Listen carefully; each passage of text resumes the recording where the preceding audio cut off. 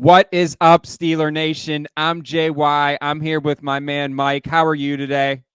Good. I'm 1 year older, I guess, if you will, but really 1 day older. Feeling a little birthday hungover, if you will, but not off of alcohol, off of hibachi fried rice.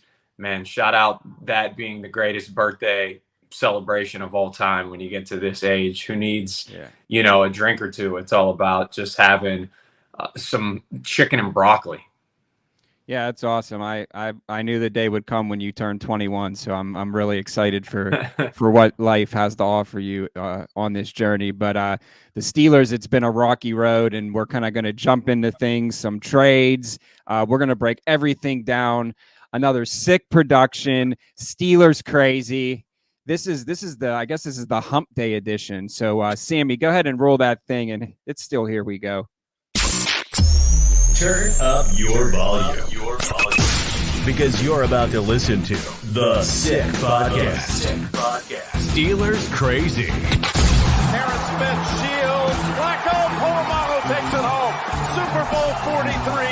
Pittsburgh might be bound for that thanks to number 43. The sickest Pittsburgh Steelers podcast. Sports entertainment like no other. It's gonna be sick.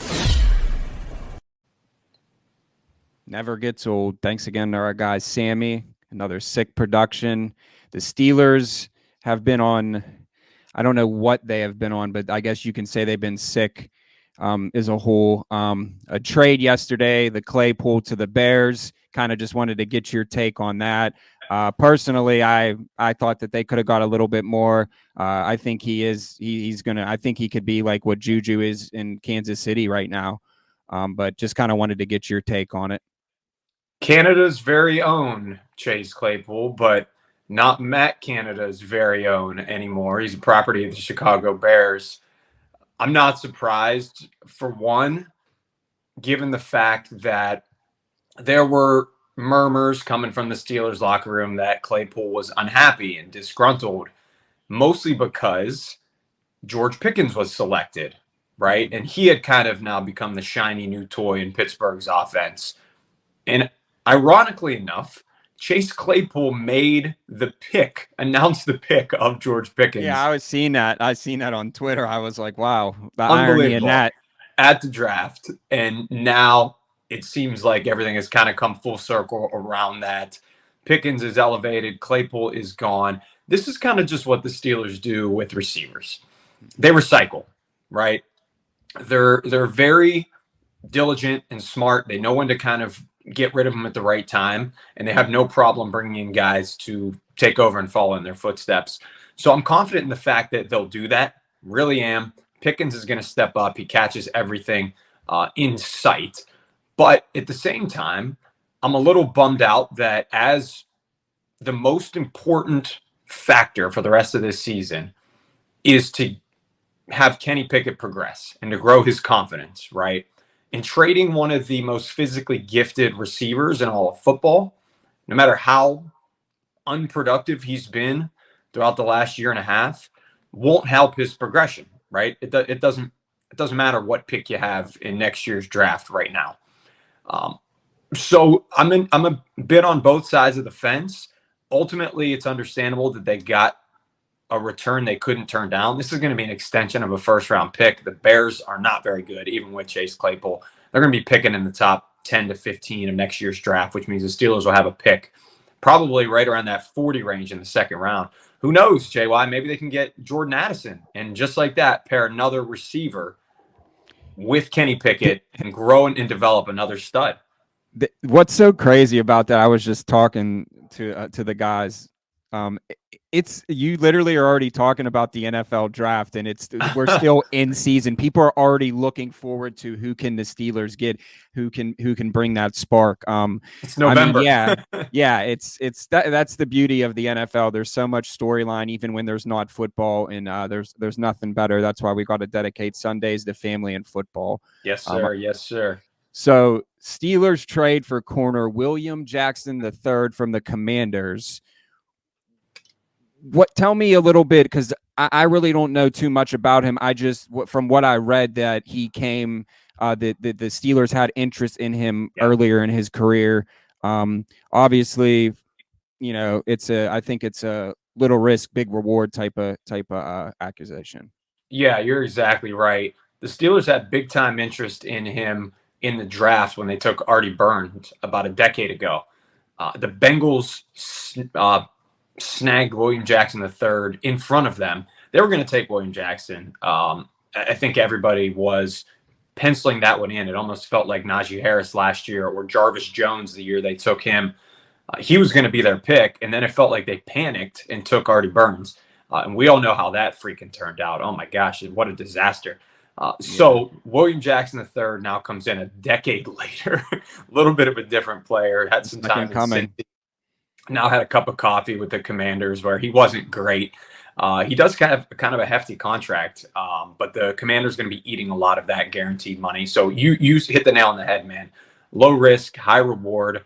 Every time we're doing those mock drafts or somebody sends me a mock draft, there's a corner in it that's very high. So here we obviously, go with the NFL draft. You can't even wait till April. Dude, somebody's always got Joey Porter Jr., Penn State defensive back, going to the Steelers in their mock draft. So everybody's aware that this team needs pieces in the secondary if they're going to want to compete. Who knows? If William Jackson becomes Ahkello Witherspoon, maybe a win right there, right? You have some depth moving forward, another solid player in the back end, even though everybody is pissed at Ahkello right now for his performance this season, especially last game against the Eagles. And if William Jackson comes in and sucks like he has most of the year with the Commanders, whatever. You traded a conditional, I think, 6th-round pick, moved back just a tiny bit in the draft, and got a 7th in return. Mm-hmm. So they get the guy they wanted. They just get him now with gray hair all over his face and head, just like me.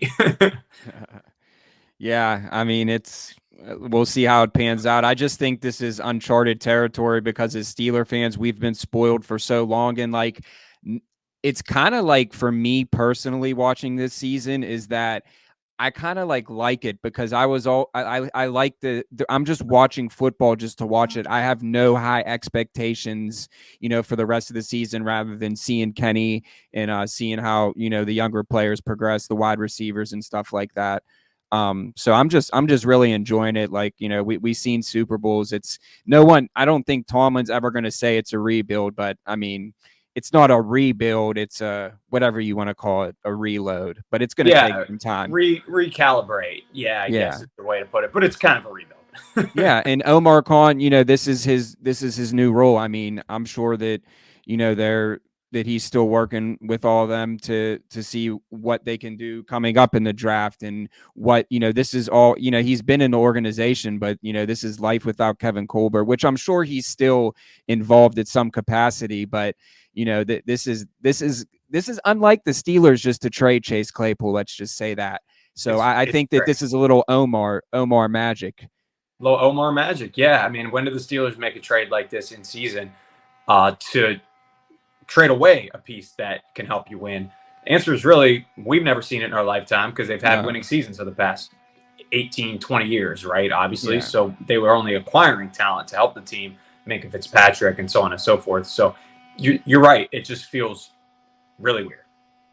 Yeah. So we'll just talk about, speaking of the Steelers season, the loss to the Eagles, the Battle of the Keystone State, if that's what you want to call it. It was more of, I don't know. They just look the same old Matt Canada offense, kind of leading into that. Do you think that he's on the hot seat? Because every time that they interview him, he's kind of just like, and I get that, they're professional and he has to do what he has to do regardless. But I mean, I'm sure he's a great guy too. But I mean, when I look back, I don't really see like any his where he coached like it's kind of like this guy just like showed up. Yeah, I mean, there's a lot of great guys around sports or wherever, professionals in the workplace that lose their job, right? So I thought it was a lazy hire when he was hired a few years back to be the offensive coordinator because he just didn't have the resume. He was Pitt's offensive coordinator, cool, for a couple years when they were good. I'll give him that. But then he went to NC State to be a coach where he didn't fare all that well anyways. So I felt like this was a lazy hire. It was kind of like, yeah, this guy's been in our building before. He knows his way around Pittsburgh. He knows 28 traffic. You And didn't know, he draft?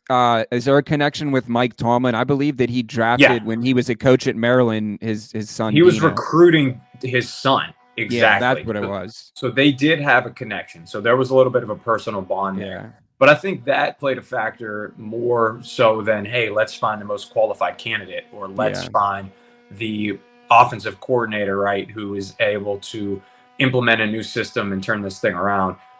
Ben Roethlisberger didn't like him. That was obvious. There were a lot of remarks made last year where from Ben and his teammates about how basically Ben would just draw every play up in the dirt before they would go out there and play offense. And that right there is essentially saying we didn't want to run Matt Canada's plays. And then this year, man, we don't even have to tell you, these players are not happy. The offense has been atrocious. They haven't scored more than 20 points in a single game. Apparently, Matt Canada had a quota this past week against the Eagles, or if he didn't score a certain amount of points, he'd be fired. Unless that quota was 12 points, I'm not sure why he isn't fired by now, because it doesn't make a whole lot of sense to me why he's still here and Chase Claypool is gone. If anything, I would have kicked Canada to the curb and kept Claypool if I had that decision. I'm gonna miss Claypool. I wish him the best. There's he's just a specimen on the field, and I think that he'll be used very well in Chicago. So we do wish him the best of luck. So Kenny Pickett says that the team doesn't study enough. How did you take that? I kind of like it in a way, but it's kind of like weird because he is a rookie. His performance hasn't been, it's been subpar. Yeah. But I feel like I kind of respect it in a sense because someone needs, I feel that, like someone like Cam Hayward steps up on the defense and is like, hey guys, let's get it together. Let's work this out and let's, put our best play on the field. Yeah. I feel like there's not really an offense of player that, that was doing that maybe. And maybe is a quarterback. I mean, it's the most, that's the position on the field that you need. He controls everything. So, I mean, I kind of respect it in a way. I mean, a lot of people are like, well, his performance, like the Steelers' performance as a whole hasn't been good. So if it takes the rookie quarterback to get in there and say, hey, get off your asses, let's go get hibachi, and we're going to take the playbook while we're doing it, and team bonding. That's what it's all about. I mean, it's big in college. He's a rookie, so I'm sure that, football is family, and nothing more than the Pittsburgh Steelers is family. So I just think that's the media is going to take and run with stuff and make stories. But at the end of the day, like, we just want to win football games. It comes down to winning football games. Yeah, I waited a while last night while I was getting my hibachi. It's like a whole 3-hour experience, but you go for the experience. So you're right. If they want to hit hibachi, Ichiban, Fat Out Waterworks, and take the playbooks, that'll give them 3 extra hours to just kind of sit there and wait for their yum sauce or whatever it might be. But that stuff's so good. Oh, it's amazing. You can bottle that up. You can get it at Costco's or Sam's Clubs now. But it never tastes as good than when you're actually there for some reason. It's kind of strange. It's almost they like probably there's probably something in there that they're not telling us. Yeah. The store-bought stuff, it's not for the me, real thing. This was Kenny Pickett calling out his teammates. I know that I've heard some people say he used the word "we don't study enough" as a group, and not "they don't study enough" as a group. Obviously, you can't say that as a quarterback, but from all we know about the work ethic of Kenny Pickett, he is a guy who doesn't miss a beat. We talked to Tony Racioppo, his personal coach, and said maybe the hardest working guy he's ever been around in his life. So by saying we don't study film enough, he's taking a shot at his guys. There's no doubt about it. And I think you're right. I don't think it's an illegitimate shot. I don't think it's malicious. It's like, get off your asses and let's get to work. It's let's go, right? It's like firing this. It's like a Tom Brady run out of the tunnel fist pump. Like Tom Brady berates his linemen weekly now. You see him getting in their face, yelling at them. And then they talk to the linemen after the game and they're like, he's bleeping Tom Brady. Like, I'm going to listen to him. Like, you're going to criticize this guy for getting in my face. The greatest player of all time, the greatest leader of all time. Sometimes as a leader, you can't always just sit back and say, oh, I know my guys will be great. We have the best players in the world. Everything's going to be perfect. It's roses, butterflies, ketchup, whatever it may be. Sometimes you need to challenge them. You need to say, listen, we just got to be better. We sucked. We have a lot of too many easy mistakes, penalties. We're not studying enough film right now. Let's go. Let's get it in gear. the team should respond to that because, to be honest with you, they kind of have a players first head coach in Mike Tomlin, who's not always doing that, I feel like.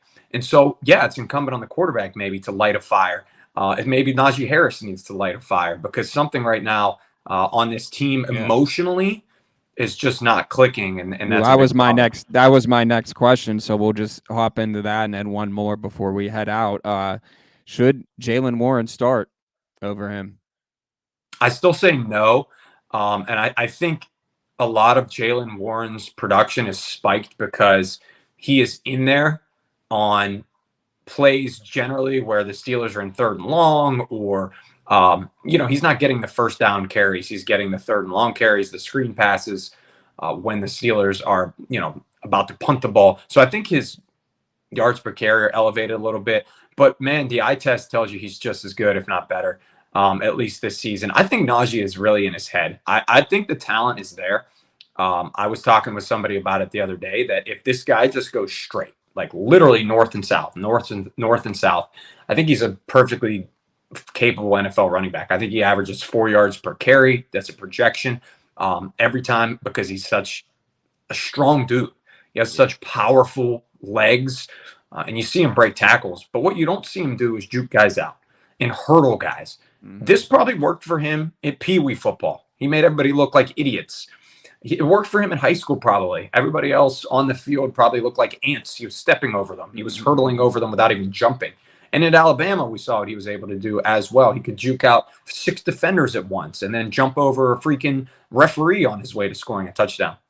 It doesn't work in the NFL. He thinks he's Barry Sanders right now, right? He's running around like he's work done, like some scat back out there. You need to go north and south. He needs to play more like Jerome Bettis, right? Watch some bus film. Put your head down. I would rather have 3 4-yard carries than 2 negative 3-yard carries and a 12-yard bust, right? A 12-yard carry up the middle. At the end of the day, I just think the negative plays are what really hurts them. There's that play last game that everybody's talking about. They threw the ball out to Naji in the flat. There wasn't a defender within like 5 yards. He could have easily got the first down, and somehow he ended up getting no gain on the play. It's because he's dancing. He's trying to score a touchdown on every play, hit a home run like the Phillies did last night, opposed to just putting his head down, grinding it out, and getting the first down yardage. And he's a captain. He was voted a captain on his team. He's a leader. His leadership needs to be shown by actions now, not words. We've had a lot of words from Naji. His actions need to be damn head down, getting first downs, using that lower body strength, and stop trying to juke out an entire 11-man defense and score a touchdown on every single play. Yeah, I agree. But I definitely think that Warren should definitely start getting a little bit more of the workload and see – instead of I know that it looks good in spurts, but give him like a few series out there. Let him start the first half and see how it goes and see if it opens up the passing game. I think that personally, the only benefit of trading Chase Claypool is that it gives Deontay Johnson a chance to really prove, hey, and George Pickens, I think it's really going to elevate him and whatever Matt Canada is doing with Calvin Austin. Pat Freiermuth too. Yeah. I mean, Zach Gentry for that. I mean, get everyone involved. That's what it is. It doesn't matter. At the end of the day, there's teams you just want to win. You have a good defense, which the Steelers do. They'll be getting TJ Watt back after the bye week. I don't think we're going to go undefeated. I think that our problems are a lot bigger than that. But, there's always that optimism where, never count it out until we're out. And honestly, the AFC North is wide open. So at least if we're going to, have an off year, at least make it at least a little bit entertaining for the fans. And I think that they're still going to be able to do that. So my thoughts for the bye week, I think that just reset, recharge, and just get back to work. Nothing really like you don't need to like go into like, this panic. I mean, because at the end of the day, your record is what you are.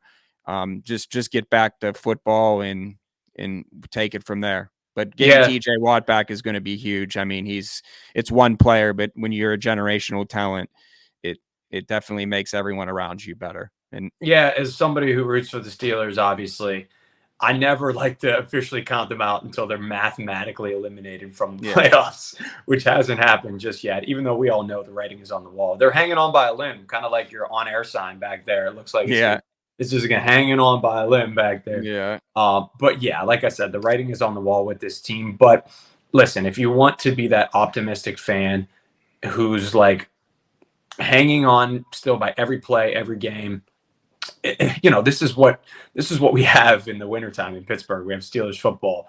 And people on Sundays don't want to give up that hope and optimism. No. But if you're hanging on by that limb like you're on air sign back there, just think about the fact that the Bengals and Browns are still right within reach.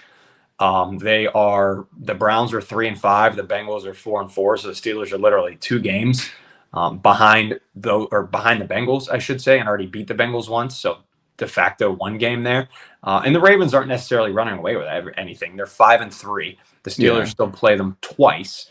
But they're really good. They're going to win that division. But you never know. Last year, you saw Lamar Jackson go down with an injury. They really struggled down the stretch. Chris Wormley's going to have 4 sacks in each Chris game. Is going to be motivated. Had 3 sacks against the Ravens last year in that home win, which was absolutely huge.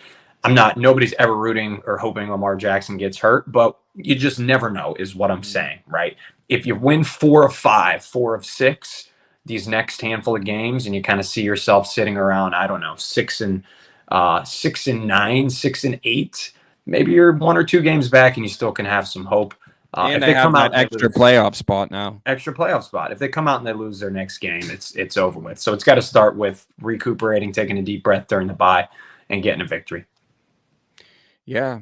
So any last words? I know you had a good birthday. You drank too much pop, soda, whatever. No last words. Let's talk about you. This is your first show since being a dad. That's why you talk about we got another birthday coming into the world that you got to celebrate, man. Look at you.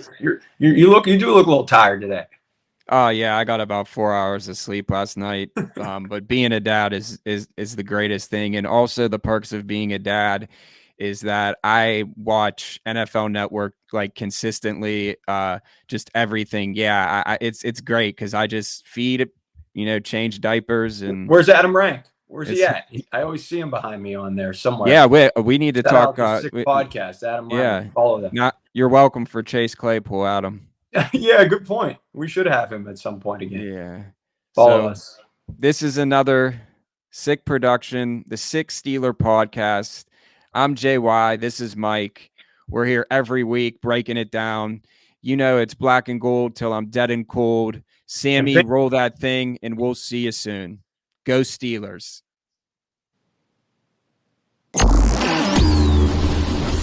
And that's a wrap. Hope you don't miss us too much until next time. Follow the Sick Podcast Steelers Crazy on YouTube, Instagram, Facebook, Google Play, and Apple Podcasts.